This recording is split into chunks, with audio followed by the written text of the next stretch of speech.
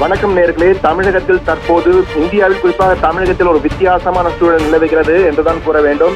என்றால் ஒரு பக்கம் மழை பெய்து கொண்டிருக்கிறது, ஒரு பக்கம் வெயில் அடித்துக் கொண்டிருக்கிறது, ஒரு மறுபக்கத்திலே கொரோனா தாக்கம் தமிழகத்தை தாண்டவமாடிக் கொண்டிருக்கிறது. எனவே தமிழகத்தில் அடுத்து என்ன நடக்கும் என்ற ஒரு குழப்பமான சூழல் தான் தற்போது காணப்படுகிறது. இந்த சூழ்நிலையில் தான் தற்போது சென்னை வானிலை ஆய்வு மையம் கொடுத்த தகவலின்படி 8 மாவட்டங்களில் இடியுடன் கூடிய கனமழை பெய்யக்கூடும் என கூறியிருக்கிறார்கள்.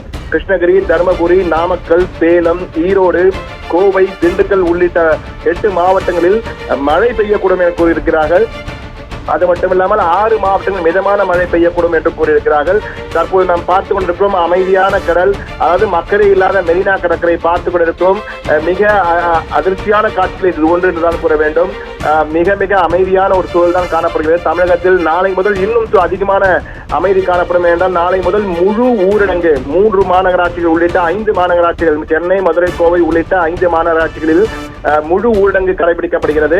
சென்னை, மதுரை, கோவையில் மட்டும் 5 தினங்களுக்கு, 4 தினங்களுக்கு ஞாயிறு, திங்கள், செவ்வாய், புதன்கிழமை இரவு 9 மணி வரை கடைபிடிக்கப்பட இருக்கிறது.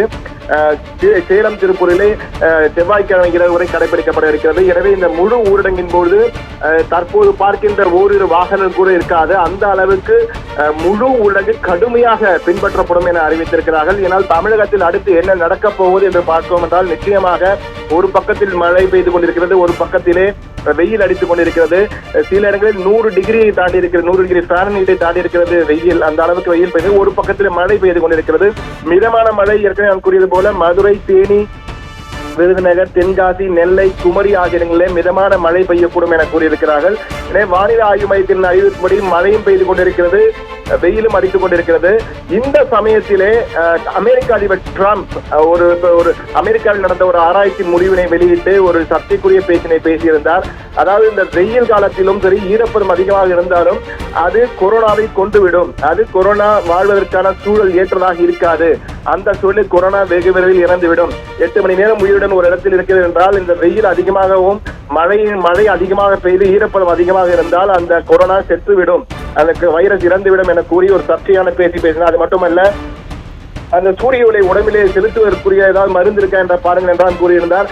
ஆனால் பிறகு வேடிக்கையாக சொன்னேன் கூறிவிட்டார். ஆனால் ஆராய்ச்சியின் முடிவுகள் சொல்வது என்னவென்றால் அமெரிக்காவில் நடந்த அதிகாரப்பூர்வ ஆராய்ச்சியின் முடிவுகள் தான் இவை.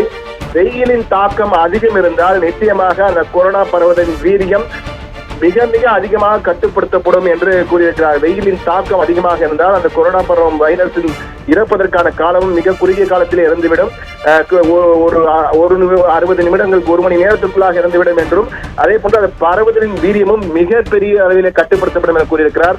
தற்போது அமெரிக்காவிலே 50,000க்கும் மேற்பட்டோர் இறந்து கிடக்கும் சூழ்நிலையிலே உயிரிழந்து போயிருக்கிறார்கள். இந்த சூழ்நிலையில் தான் தற்போது தமிழகத்தில் என்ன நடக்கும் என்று பார்க்கும்போது நிச்சயமாக தமிழகத்தில் இந்த முழு ஊரடங்கு அமல்படுத்தப்படும் போது மிகப்பெரிய அளவிலே இந்த கொரோனா பரவுதலின் வேகம் மிகப்பெரிய அளவில் கட்டுப்படுத்தப்படும் என மருத்துவ நிபுணர்கள் மட்டுமல்ல ஆராய்ச்சியாளர்களும் நம்பிக்கை தெரிவித்திருக்கிறார்கள். அதன் அடிப்படையில் தான் தற்போது தமிழக அரசு சென்னை, கோவை, மதுரை ஆகிய, ஏனென்றால் முதலமைச்சர் கூறும்பொழுதே கிராமப்புறங்களில் கட்டுப்படுத்தப்பட்டிருக்கும் இந்த கொரோனா பரவல் நகர்ப்புறங்களில் அதிகம் இருப்பதற்கு வாய்ப்புகள் இருப்பது என்பதால் தான் தற்போது இந்த முழு ஊரடங்கை கொண்டு வருகிறார் என கூறியிருந்தார். அவருடைய அந்த கருத்தினை மருத்துவ நிபுணர்களும் ஆராய்ச்சியாளர்களும் ஆமோதிக்கின்றனர். மிக சரியான முடிவு என கூறியிருக்கின்றனர். சென்னை, கோவை, மதுரை மற்றும் சேலம், திருப்பூர் ஆகிய 5 மாநகராட்சிகளில் இந்த பரவல் சற்று அதிகமாக காணப்படுவதால் தற்போது இந்த முழு ஊரடங்கு நாளை காலை முதல் அமலாகும் போது நிச்சயமாக இந்த பரவுதலின் வேகம் மிகப்பெரிய அளவுக்கு கட்டுப்படுத்தப்படும் என கூறியிருக்கிறார்கள். அது மட்டுமல்ல, தமிழகத்தில் தற்போது நம்பிக்கை தரக்கூடிய ஒரு தகவலாக பார்க்கக்கூடியது என்னவென்றால் குணமாவோரின் எண்ணிக்கை தொடர்ந்து அதிகரித்து வருவது என்பது மிகப்பெரிய ஒரு நம்பிக்கையும் மகிழ்ச்சியும் தரக்கூடிய செய்தியாக இருக்கிறது. ஒரு பக்கம் அந்த பாதிக்கப்படுவரின் எண்ணிக்கை அதிகரித்தாலும் மறுபக்கத்திலே குணமானவர் தொடர்ந்து அதிகரித்து வருகிறார். குணமானவரின் எண்ணிக்கை தொடர்ந்து அதிகரித்து வருவது நம்பிக்கை தரக்கூடியதாக இருக்கிறது. இந்த சூழ்நிலையில் தான் தற்போது இந்த முழு ஊரடங்கு அமல்படுத்தப்படுவது நிச்சயமாக மிகப்பெரிய ஒரு மாற்றத்தை தமிழகத்திற்கு சாதகமாக, தமிழக மக்களுக்கு சாதகமாக கொடுக்கக்கூடிய வாய்ப்பு இருப்பதாகவே ஆராய்ச்சியாளர்கள் தெரிவிக்கின்றனர். என்றால் இந்த முழு ஊரடங்கின் போது இந்த பரவுதலின் வேகம் பெருமளவு கட்டுப்படுத்தப்படும் என்பது நிரூபிக்கப்பட்டிருக்கிறது என்பதால் அதனை தற்போது கடைபிடிக்கப் போகிறோம். முழு ஊரடங்கு என்பது மிகப்பெரிய உண்மையிலே முழு ஊரடங்காக இருக்கும் என்பதுதான் மாநகராட்சி அதிகாரிகள் பேசி தெரிவித்தார்கள். எந்த ஒரு கடை திறந்திருந்தாலும் கடுமையான நடவடிக்கை எடுக்கப்படும். மருந்தகங்கள் மற்றும் அரசு குறிப்பிட்ட அந்த முக்கிய அத்தியாவசிய சேவைகள் மட்டும்தான் இயங்க வேண்டும். மற்றவர் யார் வந்தாலும் கடும் நடவடிக்கை நிச்சயம் என சொல்லியிருக்கிறார்கள். எனவே இந்த முழு ஊரடங்கு முழுமையாக சரியாக அமல்படுத்தப்பட்டால் நிச்சயமாக இந்த பரவலின் வேகத்தை பெரிய அளவு கட்டுப்படுத்த முடியும்.